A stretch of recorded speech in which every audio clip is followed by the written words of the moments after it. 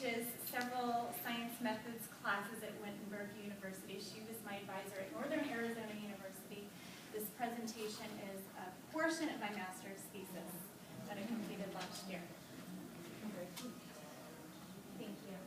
I'd like to take a moment just to think about this quote, just about the importance of informational text in our society. It is this factual informational text that dominates today's knowledge everywhere world.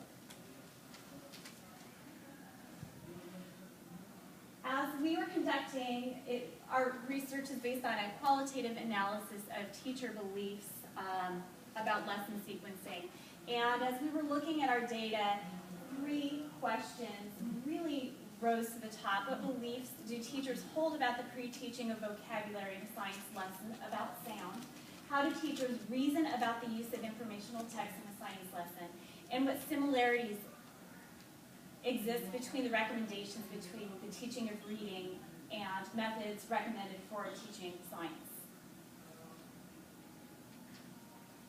And the question is, are we developing scientifically literate students?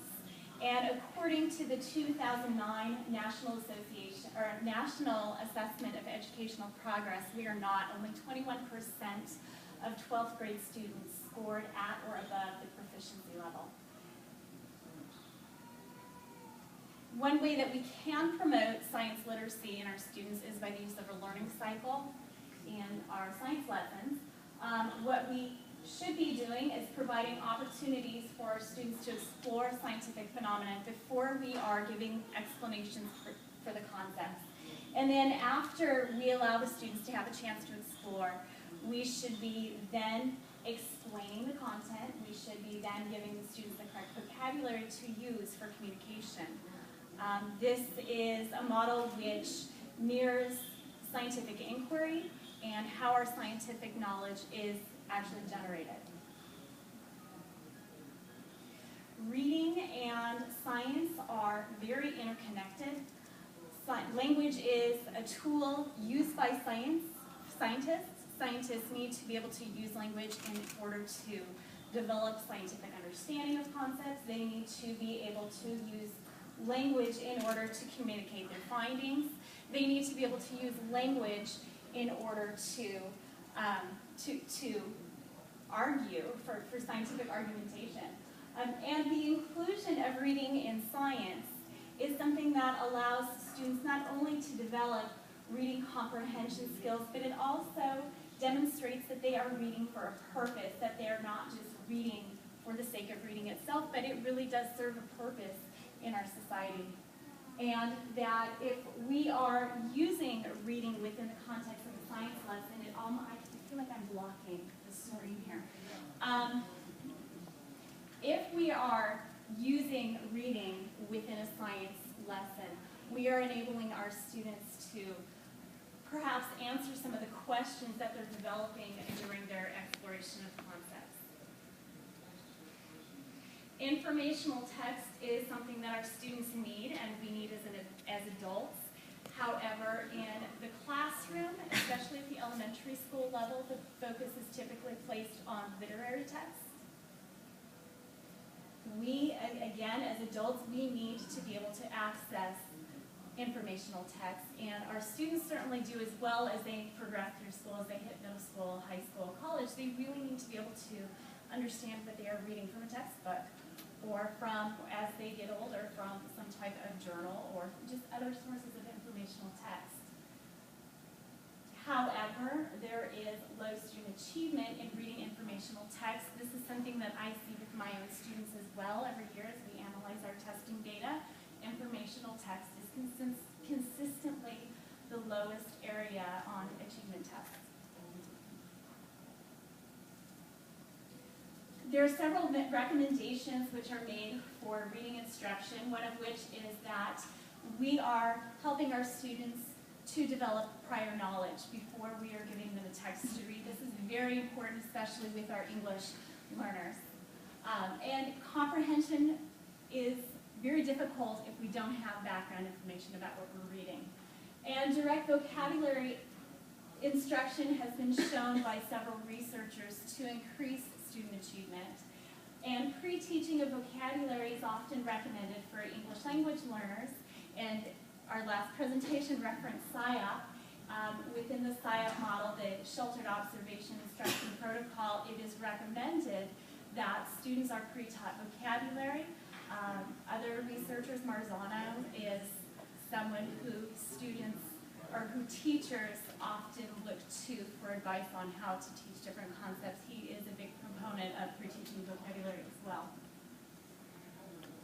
So in summary, the primary goal of the educational system is to develop scientific literacy in our students. And we also should be developing language literacy skills at the same time. Science provides a meaningful context in which students can practice reading from informational text. And reading and vocabulary instruction can and should be placed within the explain phase or the term introduction phase of the learning cycle sequence.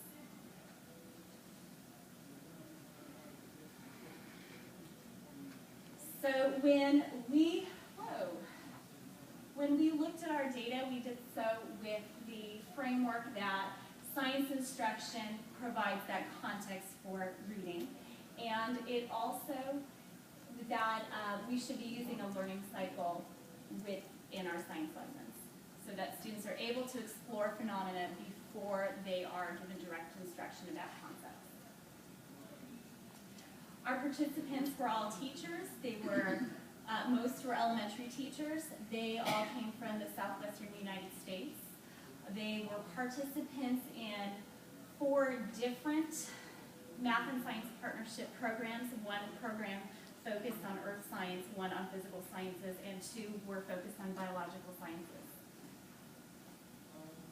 The grade span taught by our participants was ranging from kindergarten through 7th grade, and our teachers had between 1 and 26 years of experience. Now, these are the demographics for our participants. And one of the things I'd like you to notice is that 90% of our participants taught in schools that are Title I, which I believe is 80%. Is it still 80% free and reduced lunch? Is that how it is in California? But these demographics often, in our area, these demographics often correlate with high numbers of English language learners. And in our state, in Arizona, everybody is required to have sheltered English instruction training. A component of that is SIOP. Our teachers are required to have, depending on what year they were certified, between 15 and 45 hours of instruction. So our teachers were given 8 different learning events that they could choose for a lesson sequence on sound. They had to choose between 3 and 5 lessons, or lesson events, learning events, and they had to sequence them in the order in which they felt they should be taught. Additionally, they needed to justify why they placed these events in a particular order. On the back side of the paper, they had to also explain why they did not choose certain learning events. Our initial analysis was conducted it was led by Barb Austin as a part of a seminar on qualitative analysis. And she and I were both involved in that. I was actually one of 7 graduate students that was a part of the seminar. We used the EasyText software, which is available from the Centers for Disease Control. It's a free software download. We used a grounded theory approach to develop our code book. There was certainly a lot of discussion involved in developing that code book and ensuring that it was reliable. And we did have greater than 70% inter-rater reliability using Cohen's Kappa for 22 of the codes. 70% is generally considered to be good reliability. Of particular interest was one of our codes, the literacy code. We will skip over this.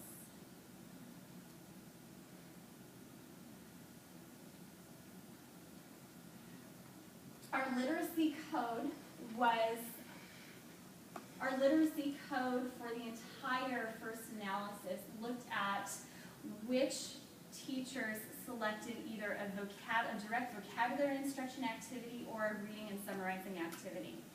And we looked at that data, and we also wanted to know why teachers were what their reasoning was for not selecting a literacy activity.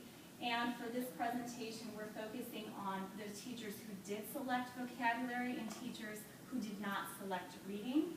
We found that teachers believe that choosing vocabulary in their instruction allows for communication about scientific concepts.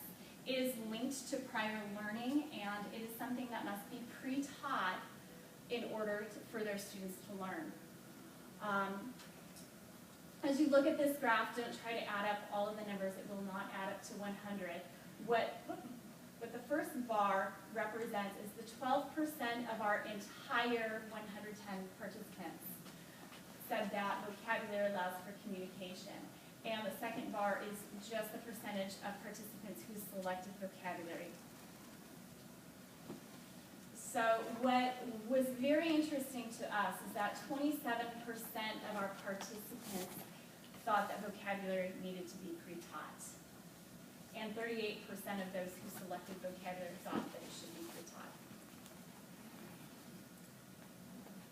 So I only have a couple minutes, so I am going to skip ahead here. One thing that was good to notice was that teachers were considering that prior knowledge is important. Regardless of what students are learning, prior knowledge is important to consider.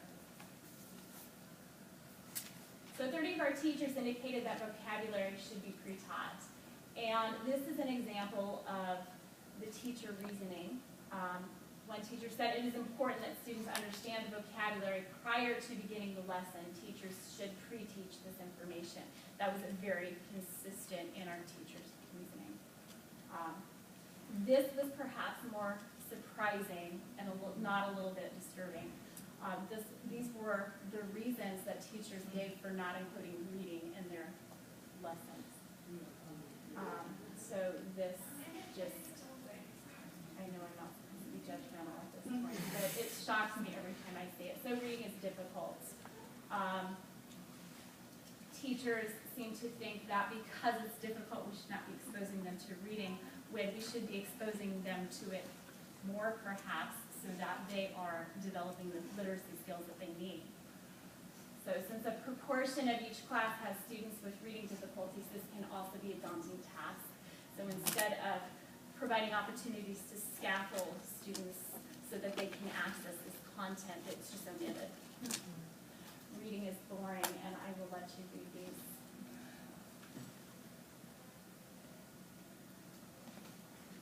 That was very fast. One of the comments that did not make it into this PowerPoint was just a row of C's with an exclamation mark. An X, Z's to indicate sleeping. 22 teachers believed that reading was not an effective way to build scientific knowledge. One teacher said that it was useless.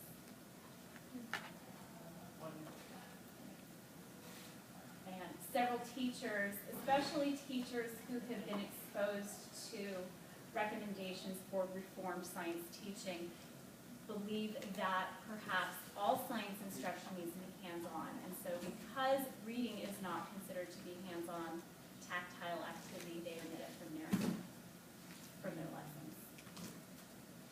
So the good news is that teachers are considering that prior knowledge is important, and that's certainly consistent with research. And what's kind of surprising is that there seems to be a bias toward including literacy strategies within a science lesson. However, they are not saying that science is a good context for actually having students read.